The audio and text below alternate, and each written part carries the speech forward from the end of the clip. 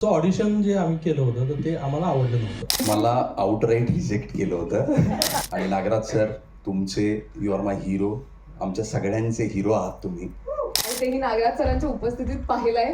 पहिली रिॲक्शन, पहिली भावना काय आहे डोक्यात आता?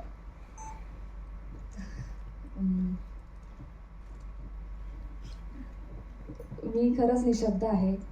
सर्वात आधी तर थँक्यू सो मच, तुम्ही सर्व इथे आलात. आणि thank you so much Shekhar sir, Sanjay sir, मला तुम्ही चान्स दिलात ह्या फिल्मसाठी.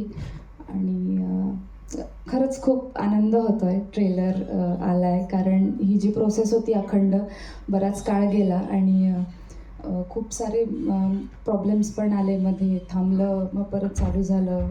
आणि आता फायनली काही दिवसांमध्ये रिलीज होत आहे आणि आज त्याचा ट्रेलर लॉन्च झाला आहे, तर खूपच आनंद होतो. मी थरथरती नाही, पण इथे जसं वाक्य आपण वाचतोय आणि जे ट्रेलरमध्ये होतं की तुझ्यासारखे नको, तूच पाहिजे, तर यांना कधी कळलं की तूच पाहिजे या चित्रपटासाठी? मला हा किस्सा खरंच सांगायला आवडेल. मला जेव्हा ह्याच्या ऑडिशनसाठी बोलवलं होतं तेव्हा मला वाटलं होतं की मी कुठल्या तरी एका रँडम कॅरेक्टरच्या ऑडिशनसाठी बोलवलं आहे. मग मी गेले आणि तिथं गेल्यानंतर ह्या दोघांचे चेहरे बघितले मी. मला वाटलं काय होत नाही बाबा, आपण जाऊ आपण घरी. आणि त्यानंतर काही दिवसांनी कॉल आला की तुमची निवड झाली आहे आणि हिरोईनची निवड झाली आहे. तर तो क्षण माझ्यासाठी खरंच खूप महत्त्वाचा होता.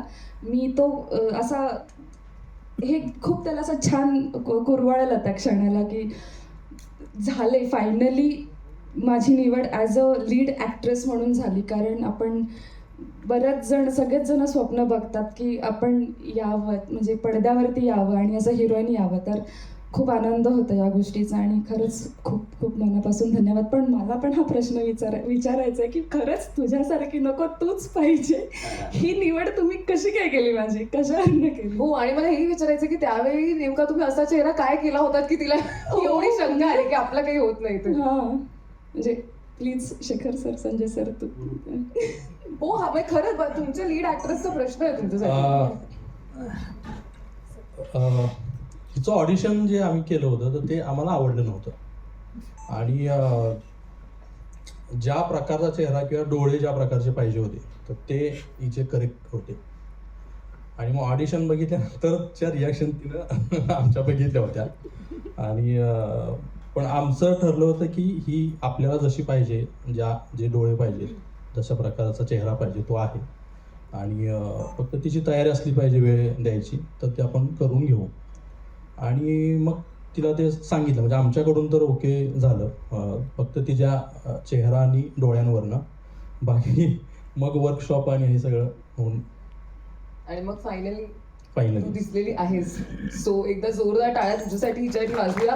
आणि तुझं खूप खूप अभिनंदन, कारण असे मोमेंट्स खूप महत्त्वाचे असतात आय थिंक.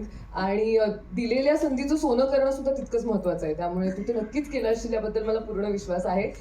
संभाजी, तुमच्याकडे यायचं आहे की हिला तर ऑडिशनमध्ये अशी शाश्वती नव्हती की हिचं सिलेक्शन झालं की नाही. तुम्हाला तरी होते का की ह्यांचे चेहरे बेटर होते का तुमच्या ऑडिशनला? नक्की काय घडलेलं?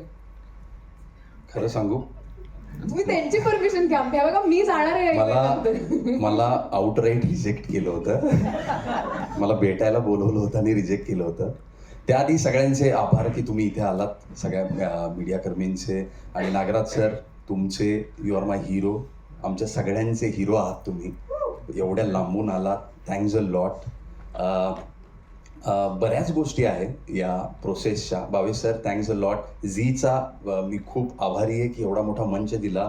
संजयजींचा की त्यांनी हा सिनेमा घडवून आणला. आणि शेखरचा की या पद्धतीच्या गोष्टीमध्ये, कारण मी क्राऊड रोल करायचो पूर्वी, मुंबईत आलेलो त्यावेळी मी क्राऊड रोल करायचो.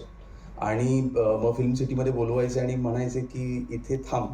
मला वाटायचं की एखादं वाक्य येईल, पण ते काही येत नसे. आणि मग नंतर कॅरेक्टर रोल्स करत गेलो, मग थिएटर वगैरे वगैरे. जेव्हा मला बोलवलं गेलं, याआधी मी एक वेबसिरीज केली होती बेरोजगार म्हणून, आणि मला बोलवलं गेलं होतं, संजयजींकडनं कॉल आलेला आणि शेखरची माझी आणि त्यांची भेट झाली. पहिल्यांदा भेटलो होतो अंधेरीला. आणि ते म्हणाले, शेखर मला म्हणाला की मला वाटलं की आता ऑडिशन असेल किंवा पुढची चर्चा. I was very excited. नाही नाही तू नाही आहेस तो जो आम्ही बघतोय तो. अरे मी म्हणालो मला बोलवलंय. मी नटून थटून आलोय, चांगलं कापड घातलंय जे की माझ्याकडे असतं, जे मी इस्त्री करून ठेवलेलं असतं दिग्दर्शकांना भेटण्यासाठी वगैरे. तर तो म्हणाला नाही. तो दिवस मला अजून आठवतोय. आणि झोप मग लागली नसेल ना रात्री. I felt sad. पण मी त्याला म्हणालो, कारण की दिग्दर्शकाचा एक POV असतो, Correct. त्याला समज असते की का निवडायचं. त्याने मला आउटराईट सांगितलं होतं की मला नाही वाटत की तू राईट आहेस या रोलसाठी. I felt bad. पण मी त्याला म्हणालो की चलो एवढी क्लॅरिटी आहे तर मला तुझ्याबरोबर पुढच्या वेळी काम करायची संधी दे, मला आवडेल ऑडिशन द्यायला. पण त्यानंतर 2-3 आठवड्याच्या ज्या प्रोसेस नंतर संजयजींनी आणि शेखरनी जो विश्वास दाखवलाय माझ्यावरती त्या प्रोसेस नंतर, आणि मग फायनली मला कॉल आलेला की यू आर इन. आणि मी एवढा खुश झालो होतो. आणि मग रीडिंग झाली तर परत भावेशजी फक्त तुम्हीच त्याला बघितला नाहीये की without having papers in his hand. आमच्याही हातात स्क्रिप्ट नव्हती बरं का. आम्हाला आजपर्यंत स्क्रिप्ट मिळाली नाहीये या सिनेमाची. एक सेकंड, सिनेमा झाला आणि स्क्रिप्ट नाहीये. नाहीये आम्हाला. स्क्रिप्ट लिहिलेली आहे, यांना नाही दिलेली. यांना नाही दिली. तर 23 दिवस आम्ही नुसतं ऐकत होतो, त्या लोकेशन्स वरती जात होतो, तिथे रिहर्सल करत होतो, परत यायचो. आम्ही म्हणायचो दे ना थोडीशी वाचायला. कारण ती भाषा वेगळी होती, मानदेशी होती. आणि माझे जे सहकलाकार आहेत, विशाल असेल, अभिजित असेल, आणि आमचे चीफ एडी विक्रम शिरतोडे आणि सगळी टीम हे तिकडची भाषा बोलू शकत होते, मानदेशी. शेखरही ते ऐकून आम्हाला एवढं आम्हाला स्क्रिप्टची गरज नाही पडली 23 दिवसानंतर. आजपर्यंत स्क्रिप्ट नाही आमच्या हातात. हे पहिला एक्सपिरियन्स असा होता की जिथे स्क्रिप्टच नाही मिळाली. त्यामुळे म्हणतो आपल्याकडे मौखिक परंपरा आहे की मला वाटतं या चित्रपटात पूर्ण त्याचा उपयोग झालेला आहे. पण म्हणजे जसं आपण ट्रेलरमध्ये पाहिलं की तुझं कास्टिंग झालं, तू या चित्रपटात इन झालास, पण फक्त तू खतरनाक डायलॉग्स मारत नाहीयेस, तर काही काही असे सॉर्ट ऑफ स्टंट म्हणावं की काय असे सुद्धा सीन आहेत की जे तू कसे केले असतील हा जरा मला प्रश्न पडलाय. स्पेशली तो बाईकवाला सीन जिथे तू एका हाताने बाईक चालवतोस, तर त्याची गोष्ट मला ऐकायला डेफिनेटली आवडेल. नाकी नऊ आलते. बर शेखरच्या डोक्यात काही गोष्टी होत्या की काही एलिमेंट्स होते जे की त्या कॅरेक्टरशी निगडीत होते, जे की आपण जोडू शकतो अंग म्हणून त्या कॅरेक्टरला.